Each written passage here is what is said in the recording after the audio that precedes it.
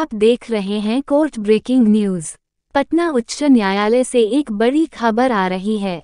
बिहार में हो रहे जाति जनगणना पर रोक लगाने के लिए दाखिल याचिका पर पटना उच्च न्यायालय ने अपना फैसला सुना दिया है। आपको बता दें कि कुछ याचिकाकर्ता ने पटना उच्च न्यायालय में याचिका दाखिल करके कहा कि राज्य सरकार को जाति जनगणना करने का अधिकार नहीं है, यह अधिकार केंद्र सरकार को है। इस मामले में पटना उच्च न्यायालय में लगभग 5 दिन इस याचिका पर दोनों पक्षों की बहस सुनी गई।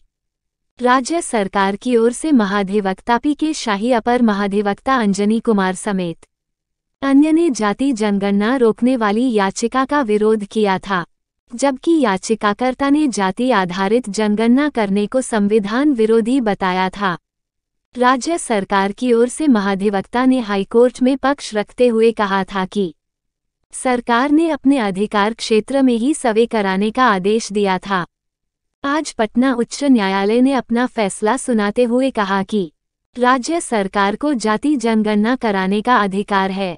यह कहते हुए उस याचिका को पटना उच्च न्यायालय खारिज कर दिया, जिस याचिका के जरिए बिहार में जाति जनगणना को रोकने की मांग की गई थी।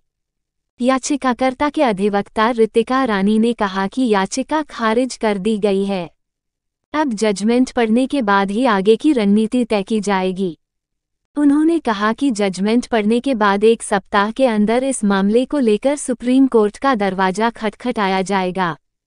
याचिकाकर्ता के अधिवक्ता ने कहा कि राज्य सरकार को जाति आधारित जनगणना करने का अधिकार नहीं है।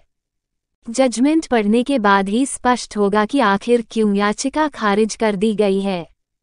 कोर्ट लगभग 25 दिन बाद इसका फैसला सुनाया है। जातीय जनगणना के खिलाफ दायर याचिकाओं पर चीफ जस्टिस के.वी. चंद्रन की खंडपीठ ने फैसला सुनाते हुए यह कहा है कि राज्य सरकार जातीय जनगणना करवा सकती है।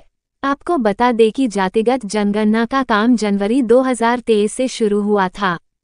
इसे मई तक पूरा किया जाना था, लेकिन हाई कोर्ट के रोक के बाद फिलहाल यह 80% ही पूरा हो पाया है।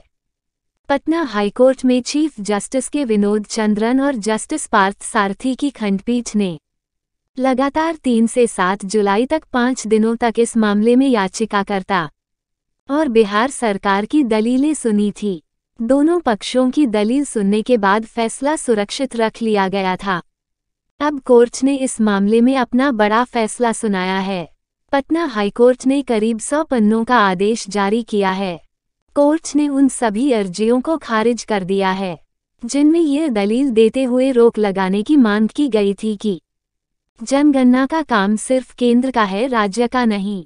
इसके बाद अब राज्य में एक बार फिर से जातिगत जनगणना का काम शुरू किया जाएगा। आपको बताते चले कि बिहार में जाति आधारित गणना की शुरुआत 7 जनवरी से हुई थी।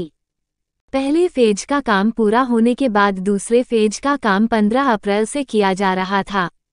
जाति आधारित गणना का काम पूरा होने से पहले 4 मई को पटना हाईकोर्ट ने अपने एक अंतरिम आदेश में जाति आधारित गणना पर तत्काल प्रभाव से रोक लगा दिया था।